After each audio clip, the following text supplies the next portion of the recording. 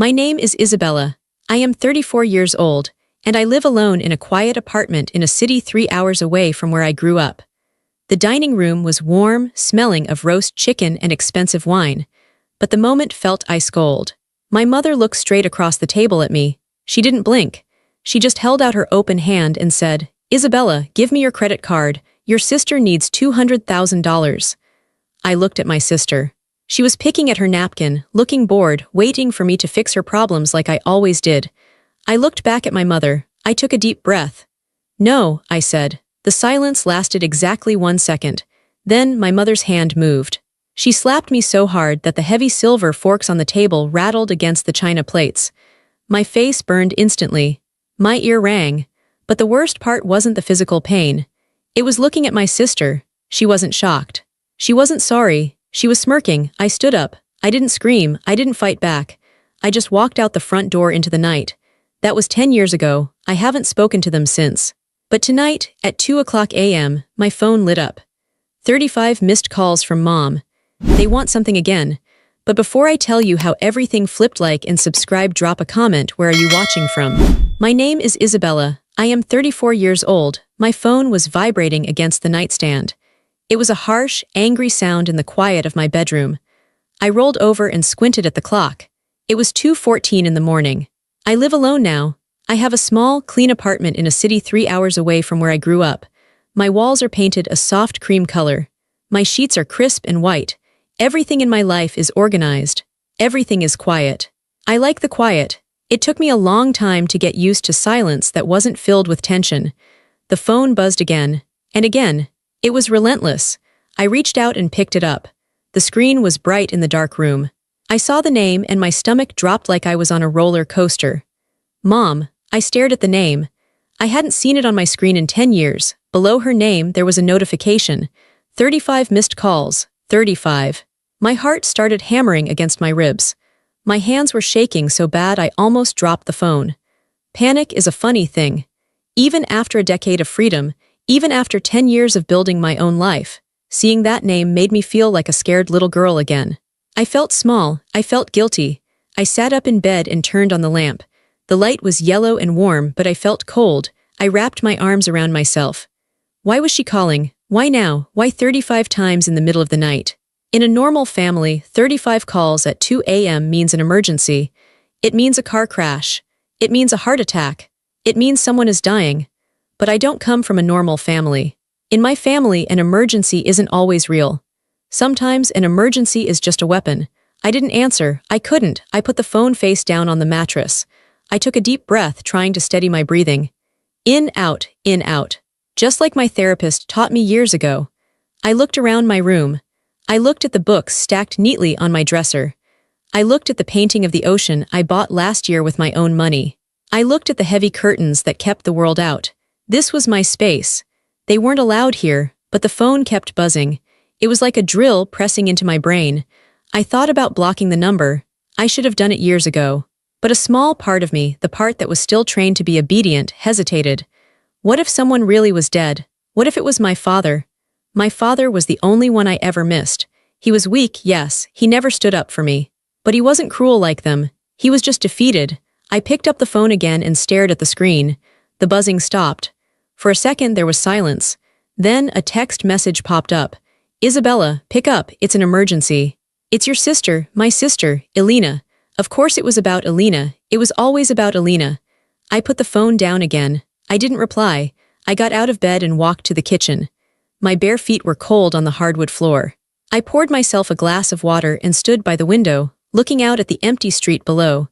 10 years ago, I walked out of a dining room and never looked back. I changed my number. I moved cities. I got a new job. I didn't tell them where I went. For the first year, I was terrified they would find me. Every time I saw a silver sedan like my mother's, my heart would stop. Every time the phone rang with an unknown number, I wouldn't answer. But they didn't chase me. That was the thing that hurt the most in the beginning. They didn't try to find me to apologize. They didn't call to ask if I was safe. They just let me go. I was useful to them. I was the bank. I was the fixer. I was the one who cleaned up the messes.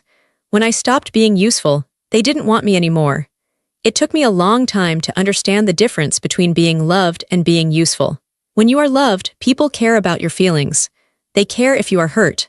They want you around because they enjoy your company. When you are useful, people care about what you can give them. They care if your wallet is open. They want you around because you make their lives easier. For 25 years, I thought I was loved. I thought if I just gave enough, if I just worked hard enough, if I just sacrificed enough, they would finally look at me the way they looked at Alina. I was wrong. I took a sip of water. It was cool and clean. The phone in the bedroom started buzzing again. Call number 36. I didn't move toward it. I stayed by the window. I thought about the last time I spoke to my sister. She was 22 then. She was wearing a silk dress that I had paid for. She was sitting at the table, checking her reflection in a spoon, while my mother demanded $200,000 from me. Alina hadn't said a word. She just smirked. That smirk haunted me for years. It was a look of pure entitlement. It said, I deserve everything and you deserve nothing.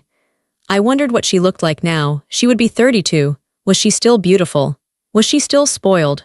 Was she still ruining her life and expecting someone else to fix it? The text message said, it's your sister. It didn't say, Isabella, we miss you. It didn't say, Isabella, are you okay? It was a demand.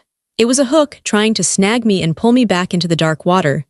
But cruelty doesn't appear overnight. It grows slowly. It starts with small things. It starts with a comment here, a favor there. It starts with lines being crossed, inch by inch, until you don't even realize you're standing in enemy territory. Standing there in my quiet kitchen, I let my mind drift back. Before the slap, before the money. Back to when I was just a daughter trying to be good. Back to the slow, quiet descent into becoming a victim in my own home. I needed to remember. I needed to remember why I left, so I wouldn't be tempted to answer that phone. My sister, Alina, was 2 years younger than me. From the day she was born, she was the princess. She was delicate, she was pretty. She had big blue eyes that filled with tears whenever she didn't get her way. I was different, I was sturdy, I was quiet. I had brown eyes and plain hair. I was the one who did the homework. I was the one who cleaned my room without being asked. Mom used to tell me, Isabella, you are the strong one. Alina needs help, you don't. I took that as a compliment. I thought it meant I was special.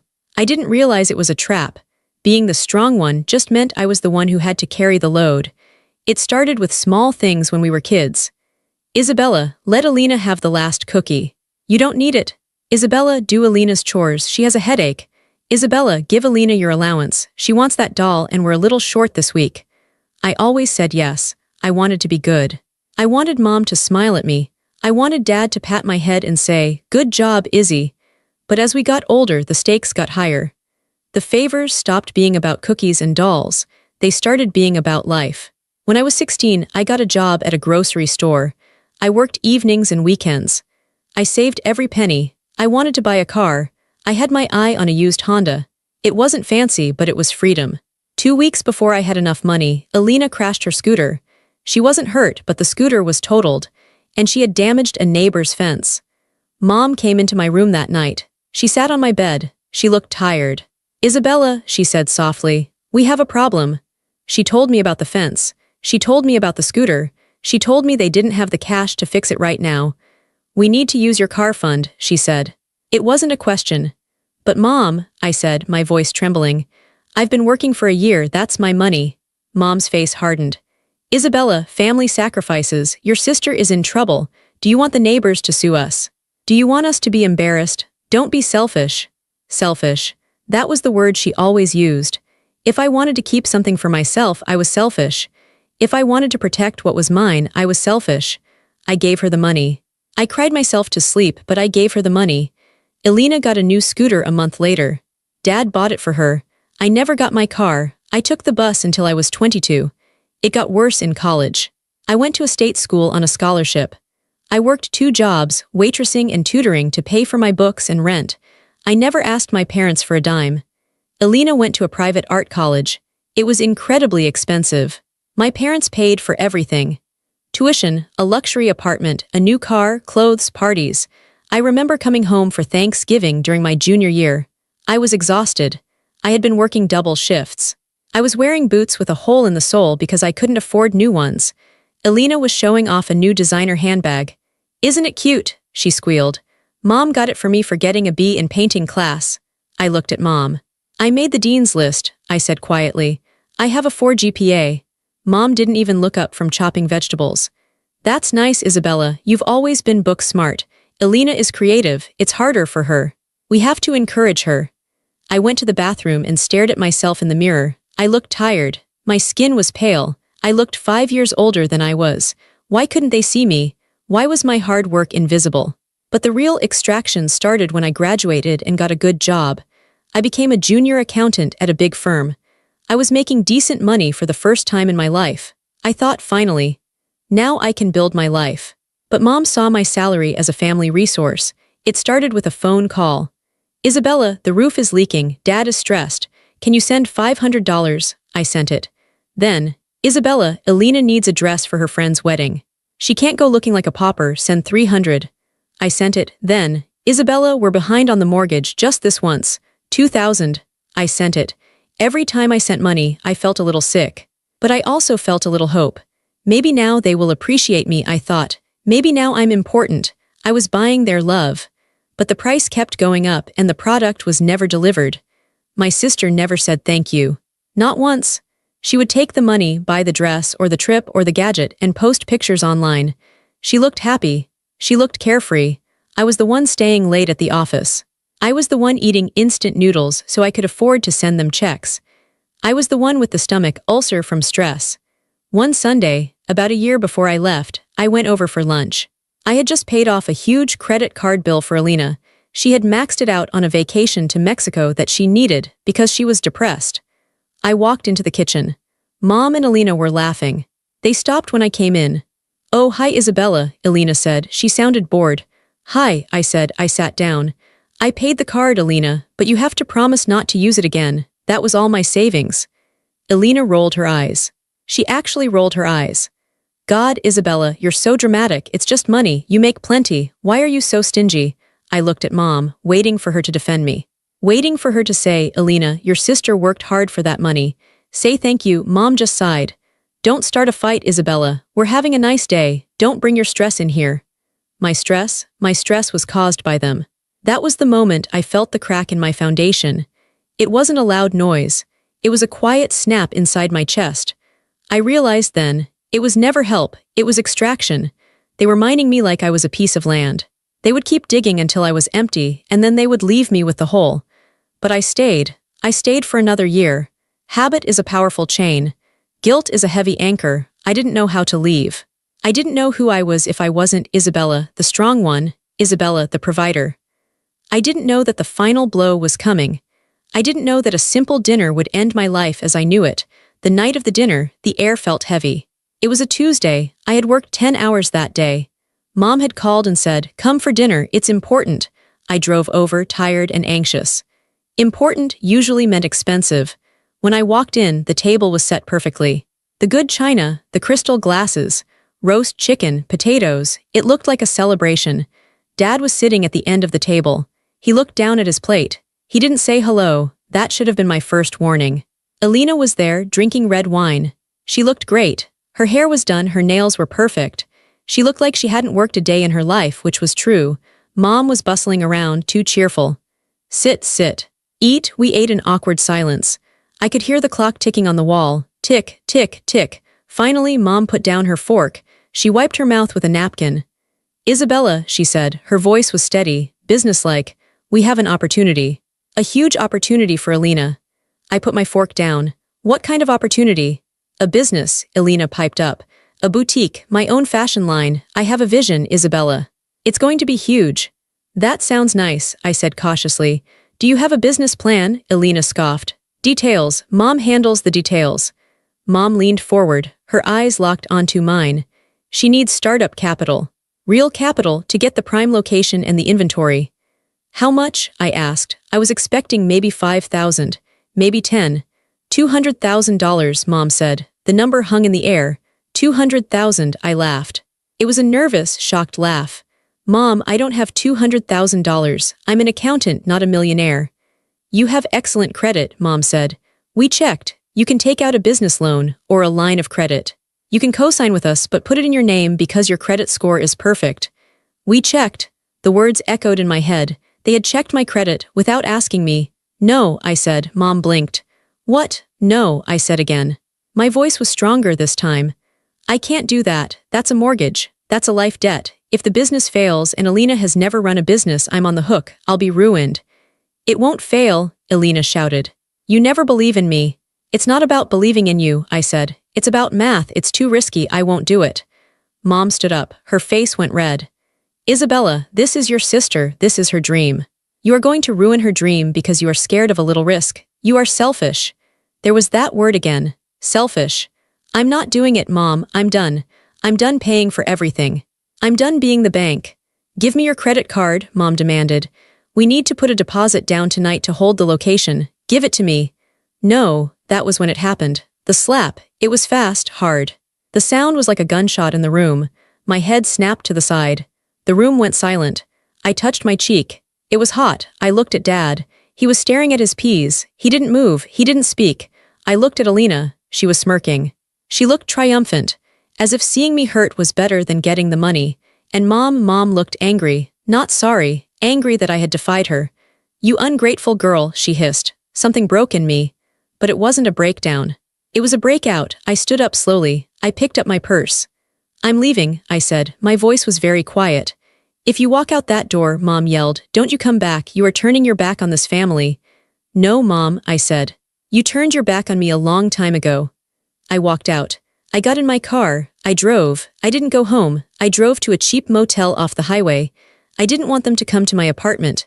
I needed to hide. I sat on the lumpy bed in that motel room and stared at the wall. My face throbbed. I felt hollow. I felt like an astronaut who had been cut loose from the ship, floating into dark space. But I also felt light. I didn't have to solve their problem. I didn't have to find $200,000. I didn't have to listen to the guilt. The next few weeks were a blur. I went to work. I came home. I locked the door. I expected calls. Screaming voicemails. But there was nothing, silence. It hurt. It confirmed everything. I was only valuable when I was giving. When I said no, I ceased to exist for them. About a month later, I was in a grocery store. I turned the aisle and bumped into my cousin, Sarah. Sarah was close with Alina. She looked surprised to see me. She looked awkward. Oh, hi, Isabella, she said. She shifted her basket. We haven't seen you in a while. I've been busy, I said. Yeah, Sarah said. She looked around, then leaned in. Look, I know things are tense, but it's cool of you to help Alina anyway. She's been bragging about it. My blood ran cold. What? The boutique, Sarah said. She said you guys had a fight, but you came through. She said you're backing her. She's signing the lease next week. I dropped my basket. A jar of pasta sauce shattered on the floor. Red sauce splattered everywhere, looking like blood. I didn't back her, I whispered. Oh, Sarah looked confused. But she said the funding is secured. Under your name. I left the mess on the floor. I ran to my car. My hands were shaking so hard I could barely put the key in the ignition. I drove straight to the bank. I sat in the parking lot and pulled up my accounts on my phone. My checking account looked normal. My savings account looked normal. I called the credit bureau. I navigated the automated menus, my heart pounding in my throat. Verify recent inquiries. There it was. 3 inquiries in the last week. 2 business loans, 1 massive line of credit, all approved. They hadn't just asked for the money. When I said no, they took it. They used my social security number. They used my old address. They used my name, my mother, my sister. They were criminals, and I was the victim. I felt like throwing up.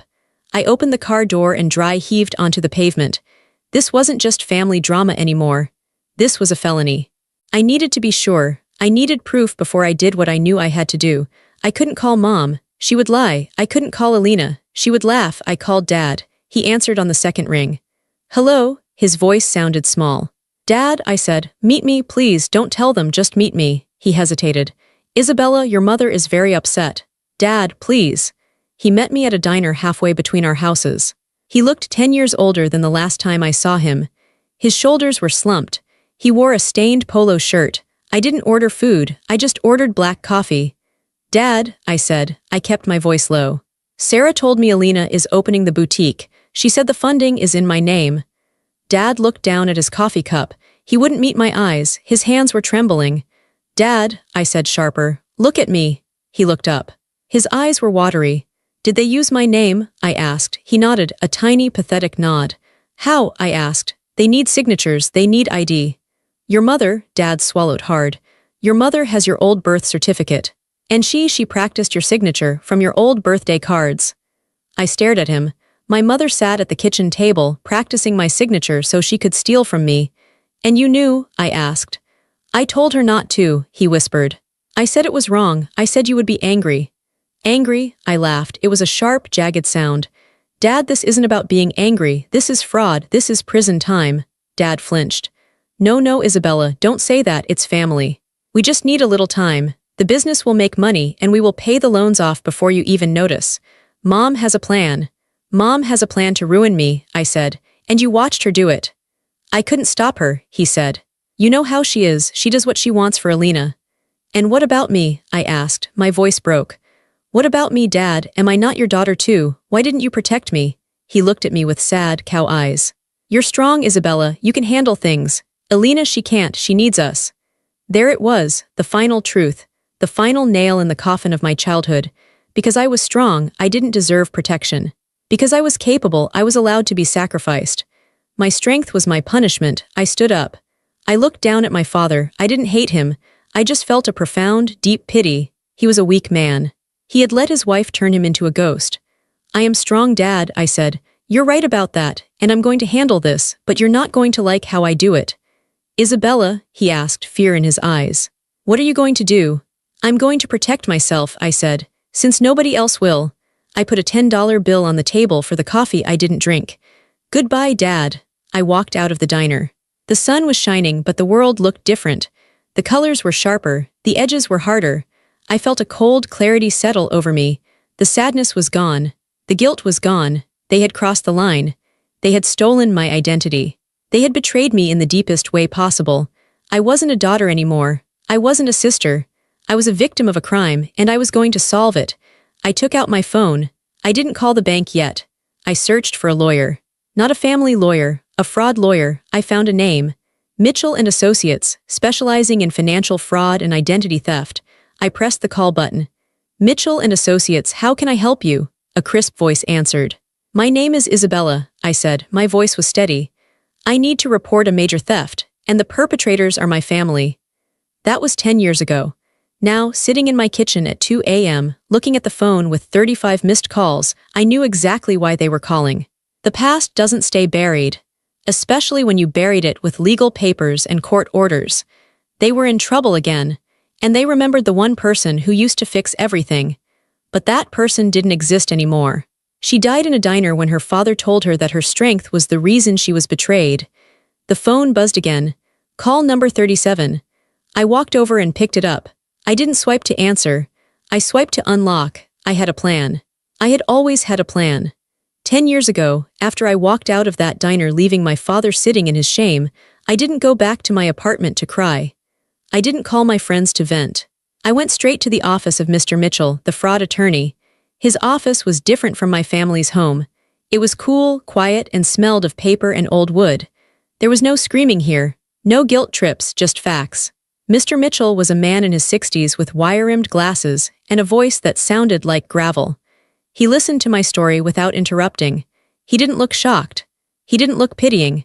He just took notes on a yellow legal pad. When I finished telling him about the forged signatures, the loans, and the boutique funded by my stolen identity, I stopped. I waited for him to tell me I was cruel for turning on my family. Instead, he took off his glasses and cleaned them with a handkerchief. Isabella, he said calmly, you have two choices. Choice A, you accept this debt.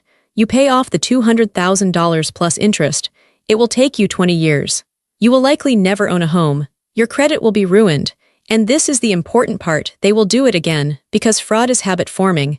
He paused and put his glasses back on. Choice B. You file an affidavit of identity theft. You report the loans as fraudulent.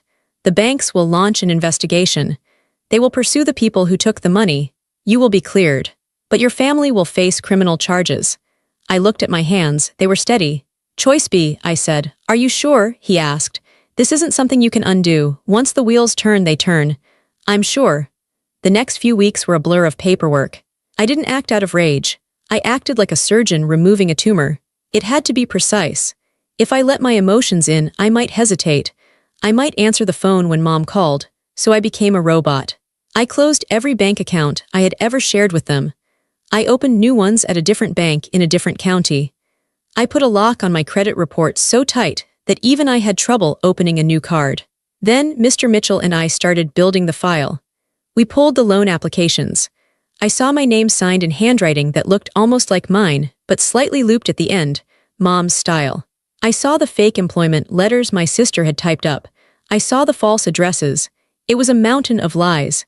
Mr. Mitchell sent the initial letters to the banks. My client did not authorize these transactions. The banks froze the funds immediately. The boutique lease was canceled before Alina could even buy a mannequin. The money dried up instantly. I waited for the explosion. It happened 3 days later. My phone blew up. Hundreds of calls. Texts that ranged from begging to threatening. How could you do this? They froze the account. Alina is crying. Police are asking questions. I didn't read them all. Mr. Mitchell advised me to change my number, so I did. I got a new SIM card. I disconnected the old landline. I disappeared. I moved to a new city. I got a new job. I didn't tell anyone from my old life where I was. I needed a complete quarantine. For the first year, I was terrified. I looked over my shoulder constantly. I thought they would show up at my door. I thought they would find me. But they didn't. That's the thing about users, they are lazy. They want the easy path. Tracking me down required effort. It required money. They didn't have either, so they let me go. Over the last 10 years, I rebuilt my life. I paid off my student loans. I bought my apartment. I traveled to Italy. I made friends who liked me for me, not for what I could buy them. But I never fully relaxed. I kept that file. The Mitchell file. It was a thick black binder containing copies of every forged document, every police report number, every letter from the bank confirming the fraud. I kept it in a fireproof safe in my closet. I knew deep down that it wasn't over. People like my mother and sister don't change. They just wait. They find new victims. Or they wait for the old victim to let their guard down. I monitored my credit every month. I checked public records every year. I saw when Alina got married. I saw when she got divorced 6 months later. I saw when Mom took out a second mortgage on the house. I watched them from a distance, like a scientist watching bacteria in a Petri dish. I wasn't angry anymore. I was just prepared. So tonight, when the phone rang 35 times, I wasn't panicked because I was confused. I was panicked because I knew the time had finally come. The silence was over. The check had come due. I stared at the phone in my hand. The screen had gone dark, but the notification light was still blinking. A steady blue pulse. Blink, blink, blink. I took a deep breath. I walked back into the bedroom and sat on the edge of the bed. I slid my thumb across the screen. I dialed the number. It rang once. Isabella, Mom's voice. It wasn't the strong, commanding voice I remembered. It was high, thin, and terrified. She sounded old. Hello, Mother, I said. My voice surprised me. It was calm, deep. It sounded like the voice of the woman I had become, not the girl I used to be. Oh, thank God. Thank God you answered, she babbled. We didn't know if you still had this number. Well, we didn't have it. Sarah found it. Isabella, you have to come home. I am home, I said. I live here. No, I mean, you have to come here. To the house, tonight, now. It's 2:30 in the morning, I said. I'm not going anywhere. You don't understand, she shrieked. The facade of politeness cracked instantly. The police were here, detectives. They took Alina's laptop. They froze her accounts again. They are talking about arrest warrants, Isabella, arrest warrants. I felt a cold chill, but it wasn't fear, it was validation. What did she do? I asked. Nothing, she did nothing, Mom cried. It's a misunderstanding, it's those banks. They are so aggressive. Alina was just trying to get back on her feet. She started a consulting business. She just needed some bridge loans. Whose name did she use? I asked. There was a silence on the other end. A heavy, guilty silence. Isabella, Mom whispered. You know how hard it is for her. Her credit is bad. Because of what happened 10 years ago, she couldn't get approved. She just used a cosigner. Who? Well, she might have put your name down, just as a reference. But somehow the paperwork got mixed up and they made you the guarantor. I closed my eyes. They hadn't learned a single thing. 10 years of silence. 10 years of consequences, and they did it again. She forged my signature again, I said flatly. No, she digitally signed it. It's different. It's not a crime, it's a computer error. But the police won't listen. They say it's identity theft. They say it's grand larceny because of the amount. How much? I asked. 50,000, Mom sobbed. Isabella, please, you have to tell them you authorized it. Just tell them you forgot. Tell them you said yes. If you tell them that the investigation goes away, it becomes a civil matter, we can pay it back later. You want me to lie to the police, I said. I want you to save your sister, she yelled. She can't go to jail, Isabella, she's delicate. She won't survive, she's your blood. My blood. I looked at the veins in my wrist. I thought about the blood that pumped through them. It was my blood. I fed it, I kept it healthy, I worked for it. Isabella, Mom's voice was desperate. Are you there? Please, just come meet us, tomorrow morning. We can talk, we can fix this. Just don't answer the police until we talk. I opened my eyes. I looked at the file safe in my closet. I realized then that I had been waiting for this moment. I had been waiting for the final severance. Okay, I said. Okay, Mom sounded hopeful. Okay, you'll help. I'll meet you, I said. Tomorrow morning, 9 a.m. at the cafe on Main Street, the one near your house. Yes, okay, we will be there. Oh, Isabella, thank you. I knew you were a good girl, I knew you wouldn't abandon us. 9 a.m., I repeated. I hung up. I didn't go back to sleep. I couldn't. I went to the closet and opened the safe. I pulled out the black binder. I sat at my desk and opened it. I flipped past the documents from 10 years ago. I turned to the back section. You see, Mom was wrong about one thing. She thought this was a surprise to me. She thought I didn't know. But credit monitoring services are very good these days. I had received an alert 3 weeks ago. New inquiry, small business loan. Applicant, Isabella. I hadn't ignored it. I hadn't called Mom. I had called Mr. Mitchell. He was retired now, but his son ran the firm. We had already filed the police report. We had already sent the affidavits to the lender. The police were at Mom's house tonight because I sent them there. But they didn't know that yet. I looked at the papers in the binder. The proof was absolute. Alina had used my social security number, my old address, and a fake email address to secure $50,000. She had spent it in 2 weeks. I traced the signature on the copy of the loan application. It was sloppy this time. She was desperate. I closed the binder. I went to the bathroom and showered. I washed my hair. I scrubbed my skin. I wanted to be clean. I put on a suit. Navy blue, sharp, professional. It was the kind of suit I wore to board meetings. It was armor. I drove the 3 hours to my hometown. The sun came up as I drove. The sky turned from black to gray to a brilliant, cold blue. I wasn't going there to save them. I was going there to witness the end. The cafe was familiar. It used to be a bakery where Dad would buy us donuts on Sundays. Now it was a trendy coffee shop with exposed brick walls and overpriced lattes. I walked in at exactly 9 a.m. They were already there. They sat at a table in the back corner, away from the windows. They looked like refugees from a disaster. Mom looked small. Her hair was gray and unkempt, pulled back in a messy bun. She was wearing a coat that looked too big for her. She was twisting a napkin in her hands, shredding it into tiny white flakes. Alina sat next to her. She looked worse. Her face was puffy from crying. She wore no makeup. She was wearing a hoodie with the hood pulled up. She looked like a teenager who had been caught shoplifting, not a 32-year-old woman. When they saw me, Mom's face lit up with a desperate, pathetic hope. Isabella, she hissed, waving me over. I walked to the table. I didn't smile, I didn't hug them. I sat down in the chair opposite them. I placed my black binder on the table. You look good, Mom said, her eyes scanning my expensive suit, my polished shoes. You look successful. I am, I said. Alina wouldn't look at me, she stared at the table. Isabella, Mom leaned in, whispering. Thank you for coming, we don't have much time. The detective gave us a card. He wants us to call him by noon. You just need to call him. Tell him you know about the loan. Tell him it was an authorized family arrangement. And then what? I asked. Then they drop the case, Mom said.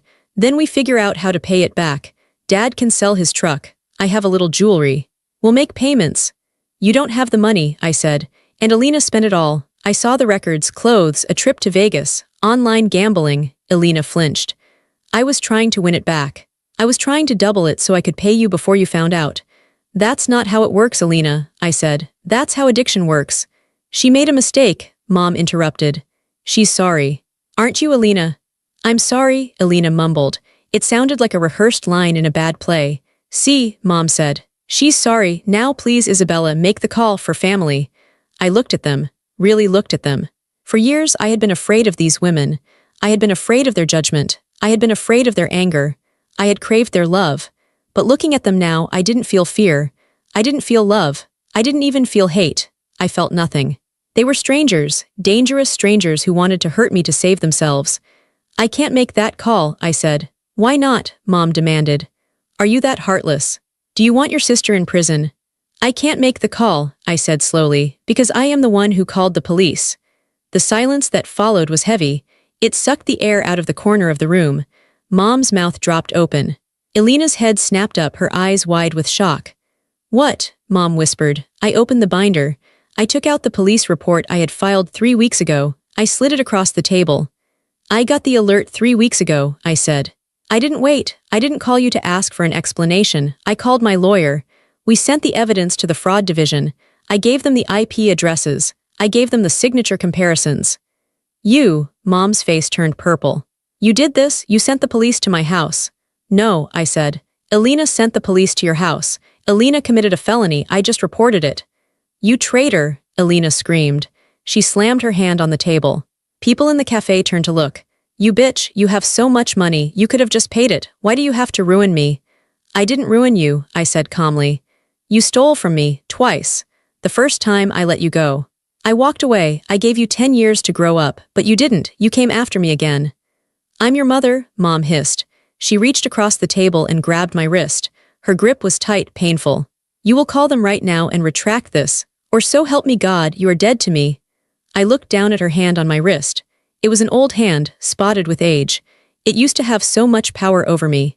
That hand had slapped me 10 years ago. That hand had guided me to write checks I couldn't afford. I pulled my arm back. Her hand fell away. I was dead to you the moment I stopped paying, I said. I stood up. I buttoned my jacket. The detective has everything he needs, I said. I'm not pressing charges for the money. The bank is pressing charges for the fraud. It's out of my hands. It's the state against Elena now. Isabella, please. Mom started to cry. Real, ugly tears. Please don't walk away. We can't handle this alone. You removed me from the family the night you slapped me, I said. My voice was rock steady. Tonight, I'm honoring your decision. I turned around. Isabella, Elena screamed after me. I walked toward the door. The bell above the door jingled as I pushed it open. I stepped out onto the sidewalk. The air was crisp and cold. I didn't look back. I drove back to my city that afternoon. I turned my phone off for the drive. I didn't want to hear the screaming. When I got home, I didn't feel happy. I didn't feel triumphant. Victory implies a battle where someone wins. This wasn't a win. It was a tragedy. But it was a necessary tragedy. Over the next few months, the consequences unfolded. I didn't have to do anything. I just received updates from the district attorney's office. Because the amount was over $50,000, it was a felony. And because Elena had a history of financial irregularities, which the investigation uncovered, they weren't lenient. They froze her assets. They seized her car. Mom tried to save her. Of course she did. She drained her own retirement savings to hire a defense attorney. She took out a second mortgage on the house I grew up in, to pay for bail. It wasn't enough. The evidence I had provided was bulletproof. The digital footprint was undeniable. Elena took a plea deal. She pled guilty to 1 count of identity theft and 1 count of bank fraud in exchange for a lighter sentence. She was sentenced to 2 years in prison, followed by 5 years of probation. She was also ordered to pay restitution. I didn't go to the sentencing. I read about it in the local paper online. Local woman sentenced in identity theft case. There was a picture of Elena leaving the courthouse. She looked older, harder. She wasn't smirking anymore. Mom lost the house. She couldn't afford the mortgage payments after spending everything on the lawyer. She had to move into a small apartment on the bad side of town. Dad moved in with his brother in another state. The family was dismantled. People might think this was my revenge. They might think I planned this to destroy them. But it wasn't revenge. It was gravity. If you jump off a cliff, gravity pulls you down. Gravity doesn't hate you. Gravity doesn't want to hurt you. It just acts according to the laws of nature. My family had been jumping off cliffs for years, expecting me to be the safety net at the bottom. I just moved the net. And when I moved the net, they hit the ground. That isn't malice. That is just what happens when you stop enabling destruction. I received 1 letter from Mom about 6 months after Elena went to prison. It was handwritten on cheap lined paper. Isabella, I hope you are happy. You destroyed us. Your sister is in a cage. I have lost my home. Your father is gone. You did this. You are a cold, heartless girl. I pray you never have children so they don't do to you what you did to me. Mom. I read the letter standing in my kitchen. It was sunny outside. My apartment was quiet. I didn't cry. I felt a pang of sadness, yes. Sadness for the mother I wished I had. Sadness for the family I never really had. But I realized something as I read her hateful words. She still didn't see me. She still didn't take responsibility. In her mind, Alina stealing my identity wasn't the crime. Me reporting it was the crime. She lived in a world of twisted logic. A world where love meant submission and abuse was just family dynamics. I wasn't part of that world anymore. I tore the letter in half, then in half again. I dropped the pieces into the recycling bin. I made myself a cup of tea. Earl Grey. I sat by the window and watched the people walking on the street below. I was alone, but I wasn't lonely. Loneliness is waiting for someone who will never come. Loneliness is sitting at a dinner table with people who don't care about you. I wasn't waiting anymore. The day Alina was released from prison, 2 years later, I didn't know. I had stopped checking the news. I had stopped monitoring them.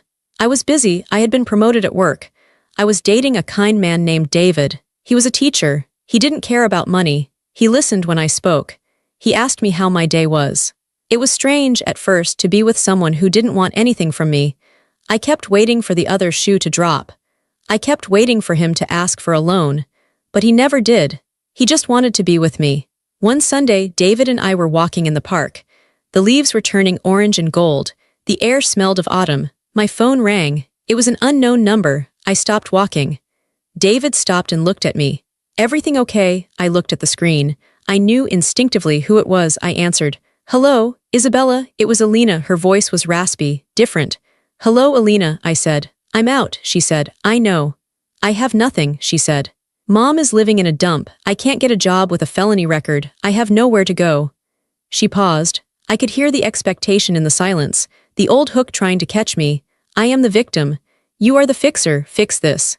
I'm sorry to hear that, I said. And I meant it. I was sorry that her life was hard, but I wasn't going to fix it. Is that it? She snapped. The anger was still there, bubbling under the surface. You're sorry? You have a condo, you have a career. You owe me, Isabella, you put me in there. No, Alina, I said, you put yourself in there. I'm your sister, she yelled. Doesn't that mean anything? I looked at David. He was watching a dog chase a frisbee. He was smiling.